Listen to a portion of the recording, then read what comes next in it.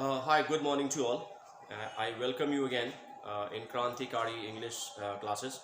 My name is Minhas Bharti.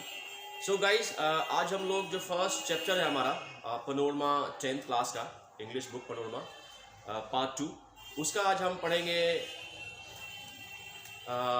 The page for living. The page for living. So guys, किसी भी chapter को पढ़ने से पहले हमें समझना है कि उस चैप्टर का जो चैप्टर से जो उसका वो है मेन टॉपिक, उसका क्या मीनिंग है। The page for living, what is the meaning of page for living guys? The page for living, page का एक्चुअल मीनिंग जो होता है वो स्पीड नहीं होता है, उसका एक्चुअल मीनिंग होता है पेज का अपडेट करना, राइट? अपडेट करना। फॉर एग्जाम्पल, मोबाइल में आपने देखा होगा व्हाट्सएप अपडेट के लिए आता है प्ले स्टोर में। Yes sir. जब अपडेट करते हो तो कुछ नया फीचर्स ऐड होता है, राइट? फेसबुक में भी जब अपडेट आता है तो अपडेट करते हो। सो अपडेट होने का क्या मतलब होता है? अपडेट होने का मतलब होता है समय के साथ साथ खुद को अपग्रेड करना, राइट? अभी समय आ गया कि अब वीडियो कॉल भी होगा या राइट? सो समय के साथ साथ खुद को अपग्रेड करने का मतलब होता है अपडेट करना। सो पेस का मतलब स्पीड नहीं, पेस का एक्चुअल मीनिंग होता है कि अपडेट करना, राइट? खुद को लाइफ के साथ साथ, मतलब दुनिया जिस स्पीड से चल रही है, जिस स्पीड से मशीन्स बन रही हैं, उसी स्पीड से खुद के माइंड को भी आपको आगे लेके जाना है, अपडेट करना है। That is the actual meaning of pace. तो पेस मीन्स क्या होता है गाइस? अपडेट करना। एंड लिविंग का मतलब जिंदगी जीने का जो स्पीड है उसको अपडेट करके चलना है, राइट? ये वो वाला स्पीड नहीं है कि फास्ट भागने वाला स्पीड, वो स्पीड नहीं, अपडेशन वाला स्पीड है, राइट? सो एंड गाइस, ये जो द पेस फॉर लिविंग है ये स्टोरी नहीं है, this is not a story, और ये कहानी नहीं है। और इस चैप्टर के खुद एक क्वेश्चन है, उस क्वेश्चन में लिखा हुआ है कि this is not a story, क्योंकि क्वेश्चन में है summarise the central idea of this essay. इससे पता चलता है this is essay, this is an essay. And guys, ये स्टोरी क्यों नहीं है, एसे क्यों है? बिकॉज गाइस, आपके एग्जाम्स में, आपके जो 10th का एग्जाम होगा उसमें जो भी इसमें चैप्टर्स नेम है उस सब का एक क्वेश्चन आएगा कि ये स्टोरी है कि एसे है, राइट? स्टोरी है कि एसे है। उसमें कंफ्यूजन स्टूडेंट्स का बना रहता है, स्टूडेंट्स रटने लगते हैं कि ये एसे है, स्टोरी है। बट अगर आप चाहो तो आप समझ सकते हो ये स्टोरी है या एसे है। सो कैसे पता चलता है गाइस? स्टोरी में क्या होता है? स्टोरी में कई कैरेक्टर्स होते हैं, कई कैरेक्टर्स होते हैं। और फॉर एग्जांपल, और कैरेक्टर्स जो होते हैं, कैरेक्टर का मतलब कि जैसे कि फॉर एग्जांपल एक मूवी बन रही है तो उस मूवी में एक हीरो है, एक हीरोइन है, एक विलन है, 3 कैरेक्टर्स हैं। सो हाँ, फिर उसके फैमिली मेम्बर्स होते हैं। सो ये जो है, इसमें आपने एक चीज़ ध्यान दिया होगा इसमें कि इसमें एक क्या हो रहा है कि इसमें इवेंट्स नहीं है। जो फिल्में होती हैं, स्टोरी होती है फिल्म में, उसमें इवेंट्स होता है, राइट? क्या होता है गाइस? एक्सक्यूज मी, इवेंट्स होता है। इवेंट्स का मतलब क्या? इवेंट्स का मतलब ये कि फॉर एग्जांपल हीरो हीरोइन दोनों कॉलेज गए, इवेंट। कॉलेज में वो दोनों मिले, इवेंट हुआ। उसके बाद फिर वहाँ उनकी फ्रेंडशिप हुई, उसके बाद फिर दोनों की शादी हुई, शादी होने के बाद फिर दोनों की शादी टूट गई, उसके बाद कुछ गलत फहमी की वजह से शादी टूट गई, उसके बाद फिर शादी हो गई। That is the end of the picture, end of the movie. ये क्या है? ये कई सारी घटनाओं को मिला करके एक पूरी फिल्म बनी। कई सारी इसमें घटनाएं हुई हैं। घटना का मतलब एक्सीडेंट वाला घटना नहीं, घटना का मतलब इवेंट, राइट? क्या मतलब होता है इसका? इवेंट्स। सो कई सारे इवेंट्स होते हैं और उस पूरे इवेंट्स को मिला करके स्टोरी बनती है। अब आपको समझना है जो पेज फॉर लिविंग है ये क्या, इसमें कई सारे इवेंट्स हैं? No sir. इसमें पता है, इसमें इवेंट्स नहीं है। इसमें एक्चुअली क्या है इस चैप्टर में कि ये बताया जा रहा है कि इंसान को जो जिस हिसाब से जिंदगी फास्ट चल रही है, खुद को उसी तरीके से आपको अपडेट होकर के चलाना पड़ेगा, राइट? फॉर एग्जांपल जैसे कि आजकल मैंने बताया कि कई सारी जो फॉर एग्जांपल मेरी मदर हैं या आपकी मदर भी होंगी, अब आजकल वो फेसबुक यूज़ नहीं कर पा रही हैं, राइट? व्हाट्सएप यूज़ नहीं कर पा रही हैं, लेकिन मेरे 4 साल का बेटा वो व्हाट्सएप यूज़ कर रहा है, वो यूट्यूब यूज़ कर रहा है। तो इसका क्या मीनिंग होता है? इसका मीनिंग होता है कि वो लोग खुद को अपडेट नहीं कर पाए। सो यानी कि ज़िंदगी की जो रेस है उस रेस में वो थोड़ा सा पीछे रह गए, राइट? सो पीछे रहने से क्या होता है कि आपको क्या होता है, नुकसान होता है, आपके माइंड पे प्रेशर बनता है, कई काम में आप सक्सेसफुल नहीं हो पाते हो, right? So guys, now we will do a line by line explanation here. R.C. Hutchinson, the essay writer name क्या है? Essays writer name का है R.C. Hutchinson, and ये क्या है? Is a British novelist है. Exhibits an exceptional flair for touching the sensitive issues of contemporary society, right? And guys, अभी आपको pronunciation भी सीखना है. जो मैं बोल रहा हूँ, इस वर्ड के pronunciation पे भी आपको फोकस करना है. ये वीडियो थोड़ा सा लंबा जाएगा, but there will be a lot of learning. There will be lot of learning in this. बहुत सारे इसमें learnings होंगे. Pronunciation का learning होगा, word meaning का learning होगा, right? So it exhibit का मतलब क्या होता है guys? Display करना, दिखाना. जो ये से है, ये दिखाता है an exceptional flair. Exceptional flair का मतलब होता है, exceptional का मतलब असाधारण, जो बिल्कुल अलग हो. Exception बोलते हैं ना, exceptional flair, exceptional talent. ये talent किसका talent? ये R.C. हचिनसन जो ये से है, ये R.C. हचिनसन के टैलेंट को दिखा रहा है कि R.C. हचिनसन ने किस तरीके से उस समय के जो सिचुएशन था, जो उस समय जो हालात थे सोसाइटी का, उसको उन्होंने डिस्प्ले किया इस चैप्टर में, right? So a sensitive issue of contemporary society. Contemporary means क्या होता है? कंटेम्प्रेरी का मतलब होता है उस समय की, यानी कि समकालीन. Yes, stand up and sit down, right? Focus on me, right? So contemporary society. Contemporary means guys समकालीन, यानी कि उस समय के, right? उस समय की जो सोसाइटी थी, उस सोसाइटी के बारे में जो सेंसिटिव इश्यूज थे उसके बारे में उन्होंने इसमें लिखा है. With all contradictions and paradoxes. With all contradictions मतलब जो भी contradictions थे, खंडन, जो भी खंडन था वो उन्होंने खंडन जो भी किया है वो भी लिखा है. And all paradoxes. And paradoxes का मतलब क्या होता है? अंतर विरोध. क्या होता है गाइस? अंतर विरोध का क्या मीनिंग होता है? पैराडॉक्स मीन्स ये होता है कि फॉर एग्जांपल कि मैं कह कुछ और रहा हूँ लेकिन कर कुछ और रहा हूँ. सो यानी कि मेरे अंदर ही एक अंतर विरोध है, राइट? सो उसको बोलते हैं पैराडॉक्स, राइट?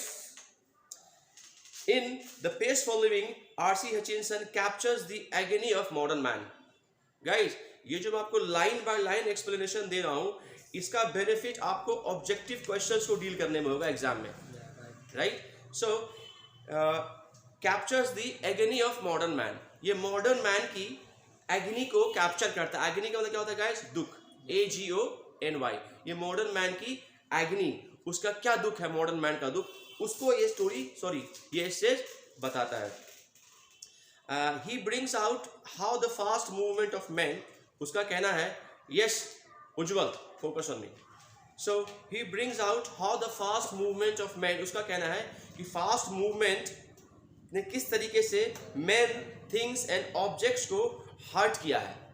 उसका कहना है कि किस तरह से जो fast movement हुआ है उसने किस तरीके से men को, right, things को, चीज़ों को and objects को hurt किया है. हर्ट का मतलब होता है उसको तकलीफ पहुंचाया है, उसको रोका है. HURTS, हर्ट का मतलब होता है चोट पहुंचाना, राइट? हर्ट क्या है? The normal rhythm and exerts undue pressure on man. Undue pressure का मतलब कि जो जिस हिसाब से वो जो मूवमेंट हुआ, फास्ट मूवमेंट, उसने मैन पे अनड्यू प्रेशर डाल दिया है. अनड्यू प्रेशर का मतलब कि बिना लेने वाला प्रेशर, यानी कि हमारी मजबूरी है कि हमें मोबाइल सीखना पड़ेगा. हमारी मजबूरी है कि हमें जो नए डिवाइसेस मार्केट में आ रही हैं, हमारी मजबूरी है कि वो हमको सीखना पड़ेगा. अगर आप उसको लर्न नहीं करते हो तो फिर आप लाइफ में आप पीछे रह जाओगे, राइट? सो एक अनड्यू प्रेशर आ गया है मेन पे, वुमेन पे एंड चिल्ड्रन पे, सब पे प्रेशर आ गया है. अब चिल्ड्रन पे भी तो प्रेशर है. अब आजकल क्या हो गया, ये गेम खेलना है, तो अब जो गेम खेलना है तो चिल्ड्रन पे प्रेशर है कि गेम सीखेंगे तभी तो गेम खेलेंगे, राइट? पहले चिल्ड्रन पे प्रेशर नहीं था प्रेशर, क्योंकि नहीं, बाहर निकले, फुटबॉल क्रिकेट खेला, right? No pressure on mind. लेकिन अब मोबाइल में ऐड आ गया, ऐड कैसे हटाना है, राइट? सो मेनी थिंग्स आ गए. सो अनड्यू प्रेशर आया है. नाउ गाइस, सो अब क्या बोलते हैं कि जो R.C. हचिनसन है, R.C. हचिनसन बोलते हैं, I saw a play in Dublin में मैंने एक प्ले देखा. एक प्ले का मतलब क्या होता है? कहीं पे एक ड्रामा चल रहा था, स्टेज पे चल रहा था, right? I saw a play in Dublin not long ago in which the chief character was an elderly corn merchant. वो क्या कहते हैं कि मैंने एक वो देखा, प्ले देखा, एक ड्रामा देखा जिसमें कि जो चीफ कैरेक्टर जो था, चीफ कैरेक्टर का मतलब main character elderly corn merchant. Elderly का मतलब क्या होता है? बूढ़ा. कॉर्न मर्चेंट का मतलब भुट्टे का व्यापारी, मक्के का व्यापारी देखा मैंने. In a small Irish country town.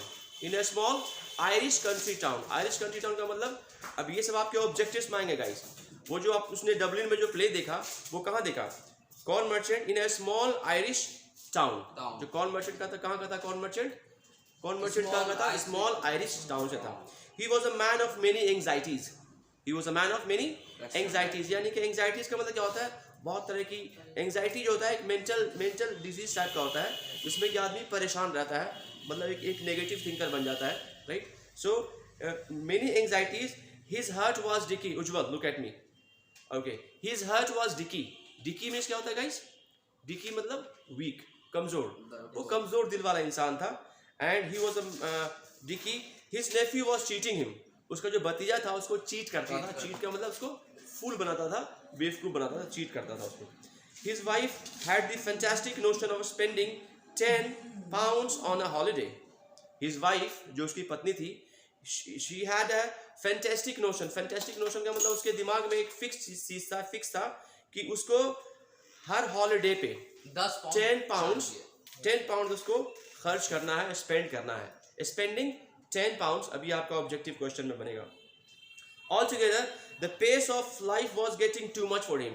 तो कुल मिलाकर के ऑल टुगेदर जो एल्डरली कॉर्न मर्चेंट था उसके लिए द पेस ऑफ लाइफ जो है ना बहुत ज़्यादा फास्ट था. उसको लग रहा था कि ज़िंदगी बहुत फास्ट है, तभी तो क्या बोलते हैं उसका जो नेफ्यू है उसको फूल बना रहा है, क्योंकि वो खुद को अपडेट नहीं कर पाया. उसको पता नहीं चल पाता है कि किस तरह से मतलब कि मुझे बेवकूफ़ बनाया जा रहा है, right? All together so and in a moment of despair he uttered a great cry from the heart. In a moment of despair का मतलब होता है बहुत ही परेशान हालत में उसके मुंह से एक क्राई निकलता है, ग्रेट क्राई, चिल्लाता है वो. और वो बोलता है क्या कि they tell me there is an aeroplane now. मतलब वो बताता है कि मुझे पता चला कि लोग कहते हैं कि there is an aeroplane now that goes at 1000 miles an hour. Yes, give me the pen, give me your pen. Guys, focus here, right? So they tell me, वो उनका कहना है कि लोग कह रहे हैं कि आजकल एरोप्लेन आया है जो कि 1000 miles पर आवर के हिसाब से चल रहा है. और वो क्या है कि वो इससे परेशान है. एक्चुअली वो खुश नहीं है, वो इससे परेशान है क्योंकि उसको लग रहा है क्या कि मैं मेरे लायक नहीं है या मैं खुद को अपडेट नहीं कर पाया हूँ, राइट? क्योंकि उसने अपने ज़माने में देखा होगा कि बैलगाड़ी चल रही है, तो बैलगाड़ी में उसको मतलब उसको लगता था कि हाँ मेरी अपनी ट्रैवलिंग है, मेरा अपना वो तरीका है चलने का, राइट? सो 1000 माइल, 1 माइल में कितना किलोमीटर होता है गाइस? एक मील में कितना किलोमीटर होता है? एक मील में 1.6, अराउंड 1.6 किलोमीटर होता है. सो हिंदी में हम लोग मील बोलते हैं, इंग्लिश में माइल बोलेंगे, राइट? 1000 miles an hour, ये आपका ऑब्जेक्टिव क्वेश्चन है वाला. 1000 miles an hour. Now that is too fast. बोलता है कि ये बहुत फास्ट है. उसके बाद क्या होता है? For me there was most enchanting line in the play. Writer बोलता है कि मेरे लिए ये सबसे ज़्यादा एनचेंटिंग लाइन है. एनचेंटिंग का मतलब क्या होता है गाइस? बहुत ही एक तरीके से बहुत ही डिफरेंट लग रहा मुझे कि वो कह रहा है बहुत ज़्यादा है, और वो एक नेगेटिव थॉट के हिसाब से बोल रहा है कि बहुत ज़्यादा है, राइट? सो यानी कि उसको पसंद नहीं है, वो इस हिसाब से बोल रहा है जो एल्डरली कॉर्न मर्चेंट है. Guys, everybody focus on me, look at me. The man's complaint was so gloriously irrelevant to his own situation. Man complain, उसका जो आदमी का जो कंप्लेन था वो उसके सिचुएशन के लिए वो इररिलेवेंट था. यानी कि उसके जैसे लोगों को जबकि वो चाहिए था, क्योंकि उसको सब फूल बना रहे थे उसका नेफ्यू, तो उसके लिए चीज़ ठीक थी, लेकिन उसको लग रहा है उसके लिए खराब है. And besides being comic, it struck me as a perfect. उसको थोड़ा सा वहाँ पे जो है ना हल्का सा, मतलब कॉमिक का मतलब क्या होता है गाइस? कॉमिक्स पढ़ा आपने? कॉमिक का मतलब कॉमेडी से कॉमिक बनता है, कॉमेडी. थोड़ा सा उसको कॉमेडी सा लगा हल्का सा राइटर को, ये तो कॉमेडी सा लग रहा है. इस इंसान को जिस चीज़ की ज़रूरत है उसी से पीछे भाग रहा है, right? So It struck me as a perfect illustration of the way the Irish get at subtle truths by the most unlikely approaches. Struck me मतलब जो struck का मतलब क्या होता है guys? टकराना. Struck.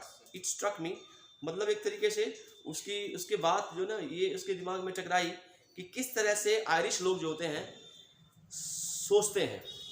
जो आयरिश लोग, क्योंकि वो आयरिश का था जो ओल्ड एल्डरली कॉर्न मर्चेंट, किस तरह से आयरिश के लोग सोचते हैं. By you saw what the old fool mean. ये बोलता है कि तुमने देखा कि ओल्ड फूल जो है, ये ओल्ड फूल, ये बेवकूफ़ आदमी जो है, बूढ़ा आदमी, इसका क्या मतलब था. उसके बाद क्या होता है फिर अब क्या करता है, अब ये now he started sharing about his thought. अब ये अपने थॉट के बारे में बताना स्टार्ट कर रहा है कि मैं क्या सोचता हूँ. अब नहीं, अब राइटर, अब कॉर्न मर्चेंट का यहाँ से फिनिश है. अभी क्या कर रहा है, कॉर्न मर्चेंट का थोड़ा सा इसने वो ले लिया, प्ले देखा, और प्ले देखने के बाद अब सोसाइटी के बारे में इसने जो थॉट है इसका, वो इसने लिखना स्टार्ट किया स्टोरी में. Now that I have any dislike of rapid movement my self. इसका कहना है कि ऐसा नहीं है कि मैं नापसंद करता हूँ. लाइक मीन्स पसंद करना, डिसलाइक मीन्स नापसंद करना. ऐसा नहीं है कि मैं डिसलाइक करता हूँ रैपिड मूवमेंट को. रैपिड मतलब होता है फास्ट, रैपिड मीन्स भी फास्ट होता है. रैपिड मूवमेंट को I enjoy going in a car. कहता है मुझे रैपिड मूवमेंट से दिक्कत नहीं है, मैं तो कार में जाने में मुझे मज़ा आता है. जब मैं कार कितने की स्पीड में चलाता हूँ, 90 माइल्स एन आवर. जब मैं 1 घंटे में 90 मील चलाता हूँ तो मुझे बड़ा मज़ा आता है. लेकिन इसके लिए एक शर्त है. क्या शर्त है? कि I am driving so long as I am driving and so long as it is not my car. उसका कहना ड्राइविंग मैं करूँगा तो मज़ा आएगा, लेकिन वो कार मेरी नहीं होनी चाहिए. ठीक है, उछला के तोड़ दे. तो इसका मतलब ये हो गया कि अपनी कार होगी तो पेट्रोल भी लगेगा, टूटेगा तो नुकसान भी होगा. तो दूसरे का गाड़ी है, कोई भी दौड़ा देता है, पेट्रोल तो भरवाना नहीं है. राइट. तो इस सेंस से I adore the machines that hurl you about at Battersea. कहता है I adore the machines. Adore का मतलब क्या होता है गाइस? अडोर मीन्स होता है किसी चीज़ को बहुत पसंद करना. वो मशीन्स को बहुत पसंद कर रहे हैं. आपको पता है गाइस, स्टार्टिंग में जब आपको पता है जब रेवोल्यूशन आया था, इंडस्ट्रियल रेवोल्यूशन आपने पढ़ा होगा. जब इंडस्ट्रीज सेट होने को आया था, नई मशीन्स आई थी. जब नई मशीन्स आई थी उस टाइम पे आपको पता है जो लोग थे वो डर गए थे कि अब अगर मशीन सारा काम करना शुरू कर देगा तो फिर हमारा रोजगार कहाँ जाएगा, सही बोला, हमारा क्या होगा. राइट. सो इस तरीके से स्टार्टिंग में हुआ था, लेकिन फिर लोगों ने फील किया कि नहीं, मशीन्स की भी ज़रूरत है और इंसान की भी ज़रूरत है. राइट. सो इसने बोला मुझे मशीन से दिक्कत नहीं है, मैं मशीन्स को पसंद करता हूँ. That hurl you about and Battersea. Right. ये मशीन जो आपको, हर्ल का मतलब क्या होता है, HURL. हर्ल का मतलब होता है कि किसी चीज़ पे को धक्का मारना, प्रेशर डाल करके फोर्स से उसको धक्का मारना. To throw something with great force. To throw something with great force. Great force से उसको धकेलना. तो उसका कहना है कि to dine in London and lunch in New York. ये भी आपका ऑब्जेक्टिव क्वेश्चन है गाइस. टू डाइन का डिनर से बना डाइन से एक्चुअली बना डिनर. डाइन एक वर्ड है, DINE, उसी से बना dinner. So to dine in London, London में डिनर करना, और न्यूयॉर्क में लंच करना. लंच करने का जो मज़ा है ना, ये बहुत अच्छा एक्सपीरियंस है. यानी कि सोच रहा है प्लेन के बारे में कि सही बात है, अगर हम लंदन में डिनर करें एंड लंच करें न्यूयॉर्क में, तो ये तो बहुत ही एक न्यू एक्सपीरियंस है, एक नया अनुभव होगा, न्यू एक्सपीरियंस. उसके बाद कहते हैं writer R.C. Hutchinson, I admit it excludes all the real pleasure. कहता आई एडमिट. एडमिट का मतलब क्या होता है गाइस? स्वीकार करना. फॉर एग्जांपल कहीं कॉलेज में गए आप एडमिशन लेने, सो आप एडमिट का मतलब आपको स्वीकार कर लिया गया.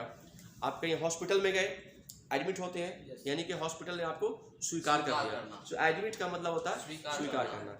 सो आई एडमिट इट, मैं स्वीकार करता हूँ कि it excludes all real pleasures. उसका कहना है कि प्लेन में ठीक है, एक न्यू एक्सपीरियंस है, लेकिन इसमें क्या होता है कि जो भी आपका प्लेजर है ना, प्लेजर वो ख़त्म हो जाता है, क्योंकि प्लेन में आपको कुछ दिखाई देगा क्या? नहीं ना. लेकिन अगर आप बस में चलोगे तो आपको क्या दिखेगा? सब्जी वाले भी नज़र आएंगे, खेत भी नज़र आएंगे, राइट, लोग भी नज़र आएंगे, प्लेटफॉर्म नज़र आएगा, ट्रेन से चलोगे तो।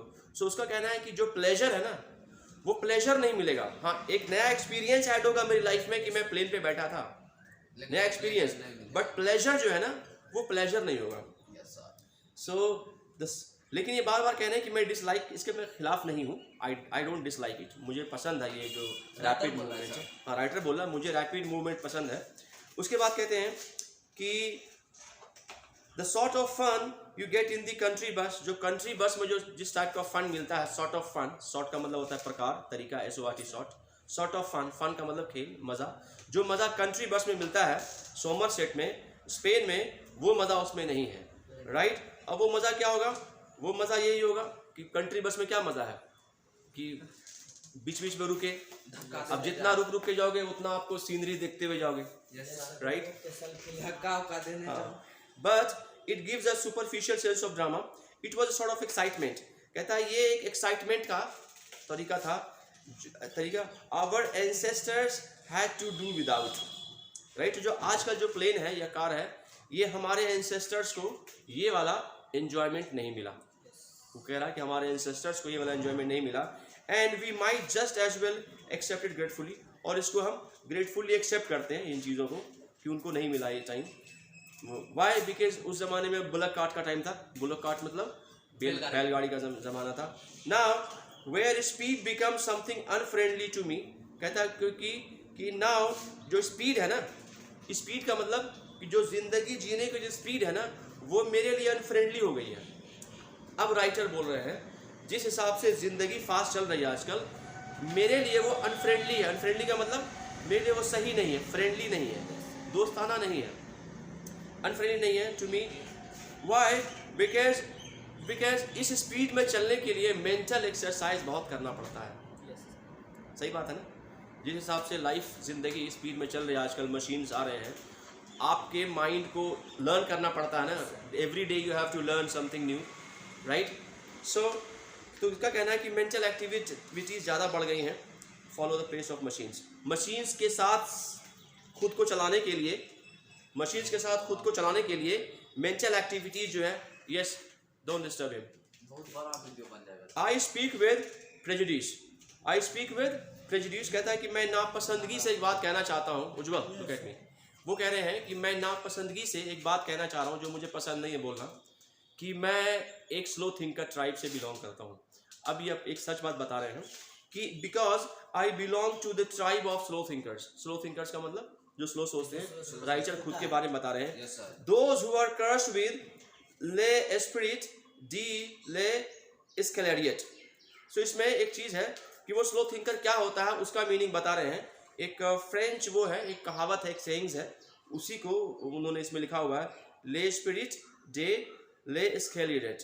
सो इसका क्या बताया इन्होंने कि कुछ लोग जो होते हैं कि जब समय चले जाने के बाद उनको समझ में आता है अच्छा ये था, राइट। वो वाला एक बार की बात है कि सारे जानवर जो हैं जंगल में थे, तो टाइगर एक स्टोरी सुना रहा था, तो स्टोरी नहीं था, जोक था, एक चुटकुला था। तो चुटकुला सुनाया तो सब जानवर हंसने लगे, लेकिन गधा जो है नहीं हंसा।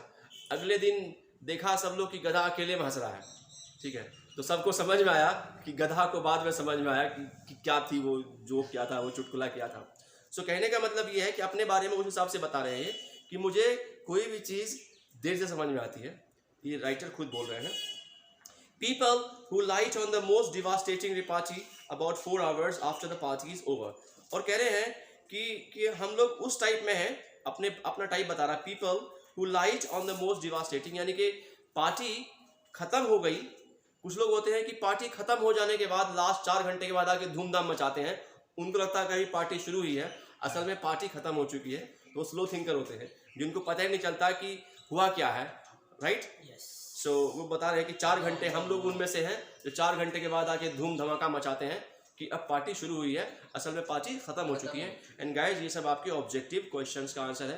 ये वीडियो थोड़ा सा लॉन्ग ज़रूर होगा, और ये video guys line by line video आपका लॉन्ग ही जाएगा, मोर देन 30 मिनट्स का, मोर देन 40 मिनट्स का भी वीडियो ये रहता है, right. So I am one of those who guaranteed to get the lowest mark. अब ये कह रहे हैं कि मैं उनमें से हूँ, I am one of those, मैं उनमें से हूँ, who are guaranteed to get the lowest marks. ये गारंटी है कि अगर इंटेलिजेंस टेस्ट हो जाए, इंटेलिजेंस का मतलब IQ लेवल, इंटेलिजेंट क्वेश्चन होता है। IQ क्या होता है guys? Intelligence, intelligent question test. अगर IQ टेस्ट हो जाए, इंटेलिजेंस टेस्ट हो जाए, तो उसका कहना है कि गारंटी है कि मेरा सबसे कम मार्क्स आएगा। गारंटी है कि मेरा, राइटर बोल रहा है, गारंटी है कि मेरा सबसे कम मार्क्स आएगा। I am one of those who guarantee to lowest mark in intelligence because those tests are all the ones I have approached seem to be designed to measure the speed of mind। क्योंकि वो सब जो test हैं, यानी इनके कहने का मतलब कि आजकल मोबाइल चलाना भी एक टेस्ट है, राइट? मोबाइल चलाना भी टेस्ट है, कार चलाना भी टेस्ट है। और ये टेस्ट क्या है? ये आपके माइंड का टेस्ट हो रहा है एक्चुअली में, कि आपके माइंड का टेस्ट हो रहा है कि आप मोबाइल यूज़ कर पा रहे हैं कि नहीं कर पा रहे हैं, आप एप्लीकेशन डाउनलोड कर पा रहे हैं कि नहीं कर पा रहे हैं, ये आपके माइंड का टेस्ट हो रहा है। तो come across to be design, इसका कहना है कि आजकल जो भी मशीन्स बनी हैं वो सब इंसान के माइंड के इंटेलिजेंस को टेस्ट करने के लिए बनाई गई हैं, जितनी मशीन्स बनाई हैं। और दैट इज करेक्ट, सही बोल रहा है वो। अभी ऐसी कई सारी मशीन्स होगी जिसको हम भी नहीं यूज़ कर पाएंगे, ऐसी कई सारी मशीन्स होगी, right? So obviously we slow thinkers are terribly handicapped. अब वो बता रहे हैं कि ऑब्वियसली का मतलब सही बात है, ऑब्वियसली का मतलब वास्तव में सही बात है कि जो हम स्लो थिंकर्स हैं ना, असल में हम लोग हैंडीकैप हैं। अब ये खुद को विकलांग बता रहा है, राइटर बता रहे हैं, कह रहे हैं कि I am handicapped, terribly handicapped in the business of getting a living. Business of getting a living means क्या होता है गाइस? बिजनेस का मतलब काम में, गेटिंग अ लिविंग का मतलब होता है पैसा कमाने, रोजी रोटी कमाना। रोजी रोटी कमाने में भी ये लोग हैंडीकैप्ड हो गए हैं जो स्लो थिंकर्स हैं, राइट? ये बता रहे हैं, but what I am thinking about just now is not so much the practical use of one's mind. हाँ, कह रहे हैं कि अब जो मैं सोच रहा हूँ, अब एक नई बात बताते हैं वो, कह रहे हैं but what I am thinking about just now is not so much practical use of one's mind as it is use for enjoyment. कहता है माइंड का वो तो यूज है ही मशीन के सामने, और कह रहे हैं कि लाइफ को एंजॉय करने के लिए भी माइंड का होना, मतलब एक इंटेलिजेंस का होना जरूरी है, एंजॉय करने के लिए भी। अभी एग्जांपल देते हैं कि एंजॉय करने के लिए किस तरीके से माइंड का भी इंटेलिजेंस होना जरूरी है, अपडेट होना जरूरी है। सो कह रहे हैं कि as an example when I go to cinema, writer कह रहे हैं आरसी हचिंसन, कि जब मैं सिनेमा देखने जाता हूँ, I go to the cinema, I find myself in a hopeless fog. मैं अपने आप को एक होपलेस फॉग, होपलेस का मतलब क्या होता है? होपलेस का मतलब कि नाउमीदी या ना समझी, होपलेस हो जाना का मतलब कुछ समझ में नहीं आना, होपलेस हो जाना। सो होपलेस फॉग में, फॉग का मतलब उलझन में, फॉग मतलब धुंध होता है, फॉग मीन्स मॉर्निंग में फॉग रहता है, धुंध, और धुंध को तरह से उलझन भी हम कर सकते हैं। सो इंग्लिश में गाइस एक वर्ड का कई मीनिंग हो सकता है। सो बोला कि जब मैं फिल्म देखने जाता हूँ तो उसमें मैं एक किस में आ जाता हूँ, एक होपलेस फॉग मेरे सामने एक उलझन आ जाता है। और वो क्या उलझन होता है? And after 2 or 3 minutes, after 2 और 3 मिनट के बाद I have to turn to my wife. Turn का मतलब होता है मुड़ना। I have to turn to my wife, मुझे मेरी वाइफ की तरफ मुड़ करके मुझे उसे पूछना पड़ता है, वाइफ फॉर एनलाइटमेंट। एनलाइटमेंट का मतलब होता है उससे ज्ञान लेना पड़ता है, एनलाइटमेंट होता है, एनलाइटमेंट, राइट? उससे पूछना पड़ता है, लर्न करना पड़ता है। आई विस्पर, मैं उसके कान में, विस्पर का मतलब क्या होता है गाइस? धीरे से बोलना, धीरे से बोलना, यानी कि फुसफुसाना या बुदबुदाना, कान में बोलने को विस्पर बोलते हैं, विस्पर। आई विस्पर, वो विस्पर करता है, is this the same girl as the one we saw at the beginning. कहता है, वो पूछता है अपनी वाइफ से, क्या ये वही लड़की है जो शुरू में देखा था मैंने? फिल्म जब स्टार्ट होती है तो उस टाइम पे एक लड़की देखी होगी उसने, राइटर ने, आरसी हचिंसन ने। तो बोला क्या वो वही लड़की है जो मैंने बिगिनिंग में देखा था? बिगिनिंग का मतलब क्या होता है? शुरुआत में देखा था। एंड शी विस्पर बैक, अब फिर वो इसके कान में बोलती है, अब वो विस्पर बैक करती है इसके कान में, no there are 3 girls in this film. क्या बोलता है? कि वो बताती है कि इसमें 3 गर्ल्स हैं इन दिस फिल्म। एक है, कौन है? Toll blonde. टॉल ब्लॉन्ड का मतलब क्या होता है गाइस? टॉल ब्लॉन्ड का मतलब होता है कि लाइट येलो कलर, लंबे लॉन्ग लाइट येलो कलर वाली गर्ल, यस काम, यानी कि गर्ल है ये। ब्लॉन्ड का मतलब होता है गर्ल गाइस। सर ये ऑब्जेक्टिव क्वेश्चन पूछ सकता है। यस, वेरी इंपॉर्टेंट, ये ऑब्जेक्टिव है। ब्लॉन्ड मीन्स क्या होता है? Girl. Yes, you stand up and sit down because you are yawning so much. Stand up, sit down once again. Okay. So So guys, we saw at the beginning in whisper. No, there are 3 girls in this film. A tall blonde. Tall का मतलब लंबे light yellow color बालों वाली लड़की. And short blonde. Blonde का मतलब होता है girl. और कैसी girl? Blonde means girl होता है वैसी girl जिसका अब एक short blonde. Short का मतलब क्या होता है? हाँ, short का मतलब छोटे बालों वाली light blonde मतलब light yellow color blonde वाली लड़की. And a medium sized brunette. Medium size का मतलब क्या होता है गाइस? बीच वाले. मीडियम और ब्रूनेट बोलते हैं जिसके लाइट येलो बाल नहीं होते हैं, थोड़ा उसका डार्क में रहता है, dark yellow, right. Call them A B C. अब ये कुछ समझा रही है, उसको आप ऐसा करो कि उसको पता है कि उसको समझ में नहीं आएगा ज़्यादा, तो बोल रही है क्या कि आप ऐसा करो उसको ABC मान लो. 3 लड़की है, जो टॉल ब्लॉन्ड वाली है, जो लंबे बालों वाली है उसको मान लो A, एंड जो शॉर्ट ब्लॉन्ड वाली है उसको मान लो B, एंड जो मीडियम साइज वाली है ब्रूनेट है. ब्रूनेट का मतलब कि जिसका लाइट येलो कलर का हेयर नहीं है, उसका कैसा है? डार्क येलो कलर का हेयर है ब्रूनेट का. ब्रूनेट मीन्स सो उसको C मान लो. और वो बताती है hero, the hero is that man who. अब उसमें 2-3 लोग होंगे, अब उसको समझ में नहीं आ रहा कि हीरो कौन है तीनों में से, तो वो कह रही है कि the hero is that man who takes his hat off. जो अपने हैट को ऑफ करना का मतलब हैट उतारना, हैट ऑफ. जो अपने हैट को उतार रखा है, टोपी को, वो हीरो है. When he comes indoors, जब वो अंदर आ रहा है, जो अंदर आ रहा है जिसने अभी टोपी उतारा है वो हीरो है, right. He is going to fall in love. फिर वो आपको समझाती है उसको, क्योंकि उसका husband slow thinker RC Hutchinson समझाती है. He is going to fall in love. वो अभी उसको प्यार होने वाला है. सबसे पहले वो बी से प्यार करेगा. बी कौन है? बी है शॉर्ट ब्लॉन्ड वाली. सबसे पहले लंबे बाल वाली लड़की है, उसके बाद छोटे बाल वाली है, और उसके बाद में मीडियम साइज वाली है. इसका कहना है कि he is going to fall in love with girl B. पहले वो बी से लव करेगा, फिर वो सी से लव करेगा, और लास्ट में फिर वो ए से उसको लव होगा, उसको प्यार होगा. And so it proves to be. और इस तरह से वो होगा. There you have a mind which has trained itself to work in high gear. To the matter of fact it can work in other gear just as well. अब ये बताते हैं कि there you have a mind which has trained itself. आपके mind ने खुद को train कर दिया है, यानी कि कोई ज़रूरी नहीं है कि आप किसी और तरीके से बातों को नहीं समझ सकते हो, आप दूसरे तरीके से भी बातों को आप समझ सकते हो BCA करके. अगर आपको नाम याद नहीं हो रहा है तो आप नाम याद मत करो ना. फॉर एग्जाम्पल कि मुझे इसका नाम याद नहीं हो नमन का, तो मैं नमन को कैसे याद रखूंगा कि लंबे बालों वाली. देखो उसने नाम नहीं बताया गर्ल का, उसकी वाइफ ने नाम नहीं बताया. उसको पता है कि मेरे हस्बैंड स्लो थिंकर है, फिर भूल जाएंगे, ठीक है. तो नाम ना बता के उसने उसकी पहचान बता दी. तो उसने बताया कि अगर ऐसी प्रॉब्लम किसी के साथ में है, there you have a mind which has trained itself to work in high gear. अगर हाई गियर में ट्रेंड है तो कोई दिक्कत ही नहीं है. ज़्यादा गियर में अगर आपका माइंड चल रहा तो चलने दीजिए, right. As a matter of fact it can in other gears. अगर अदर गियर में माइंड चल रहा है आपका, लोएस्ट गियर में चल रहा है, तो इस तरीके से आप चीज़ों को याद रख सकते हैं. But my point is that most of my fellow patients in the cinema do think fast. But उसका कहना है कि most of my fellow patient का मतलब कि पेशेंट का क्या मतलब होता है गाइस? हाँ, सो एक वर्ड के कई मीनिंग हो सकते हैं. सो पेशेंट का मतलब सिर्फ मरीज ही नहीं होता है, राइट. पेशेंट का मतलब ये भी होता है कि मतलब कहीं पे आदमी गया और जा करके वहाँ 2 लोग एक ही चीज़ देख रहे हैं, तो दोनों पेशेंट हुए. कह रहा है मेरा फेलो पेशेंट्स, जो मेरे फेलो पेशेंट्स हैं, यानी कि और लोग जो वहाँ मूवी देखने के लिए आए हैं, वो मेरे फेलो का मतलब क्या होता है? मेरे साथ वाले फेलो बोलते हैं ना. Fellow patients in the cinema do think fast. बोला कि वो तो अच्छा फास्ट सोच रहे हैं जो मेरे फेलो पेशेंट्स हैं, fast enough to keep up comfortably with rapid changes of scene and action. उनको सब समझ में आ रहा है, जैसे जैसे सीन चेंज हो रहा है उनको समझ में आ रहा है, एक्शन चेंज हो रहा है उनको सब समझ में आ रहा है. Enough they think much faster. वो बहुत फास्ट सोचते हैं, faster than did 30 years ago.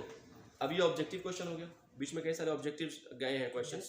वो क्या बोल रहा है कि 30 years ago का मतलब 30 साल पहले जो लोग सोचते थे उनसे आजकल के लोग बहुत फास्ट सोचते हैं. They think much faster than people did 30 years ago. 30 साल पहले. अब यहाँ 30 साल पहले एक दे देगा 40 साल पहले, एक दे देगा ऑब्जेक्टिव में 50 साल पहले, राइट? सो आपको आंसर क्या देना? 30 years ago. Possibly because those who do not think fast in high street, उनका कहना है कि अब क्या होगा कि जो लोग भी फास्ट नहीं सोचेंगे in the high street nowadays. High street क्या है? एक जगह का नाम है लंदन में, बिजनेस एरिया होता है जहाँ बिजनेस बहुत होता है, और कई सारे हाई स्ट्रीट का मतलब कॉमन नेम है, कॉमन नाम है हाई स्ट्रीट। तो जहाँ बिजनेस एरिया होता है उसको हाई स्ट्रीट बोलते हैं। इसका कहना है कि अब जो स्लो थिंकर होगा ना, वो हाई स्ट्रीट में अब सर्वाइव नहीं कर पाएगा वो, क्योंकि वहाँ तो बिजनेस हब है, वहाँ तो अपडेट रहना जरूरी है। So high street nowadays and may not get another chance in this world to think at all. दोबारा उसको सोचने का मौका नहीं मिलेगा अब इस दुनिया में, अगर वो खुद को अपडेट नहीं कर पाया तो। Right? High street nowadays, high street का मतलब लंदन में एक प्लेस का नाम है जो कि बिजनेस हब है, और कई एक ही हाई स्ट्रीट नहीं है लंदन में कई सारे हाई स्ट्रीट्स हैं। So guys, so what is the theme? Theme means सार। इस एस्से का थीम क्या है? What is the theme of this essay? So guys, now this chapter ends. जो चैप्टर है द एस्से है, एस्से एंड्स, एस्से खत्म होता है। What is the theme? Theme of this essay is that we have to make peace with the life, we have to make peace with the machines. Machine के साथ आपको पेश बनाना है, उसको अपग्रेड करते रहना है अगर आप लाइफ में सरवाइव करना चाहते हो तो। Right? So this is the main crux of the essay का जो मेन निचोड़ है, मेन क्रक्स है कि you have to keep on updating according to your environment, according to the life. Okay, alright guys, so thank you. अब मैं next video आपके बीच लेकर के आऊँगा, that will be a summary, क्योंकि एग्जाम में समरी पूछते हैं कि समरी कैसे लिखना है। ओके, थैंक यू एंड जय हिंद।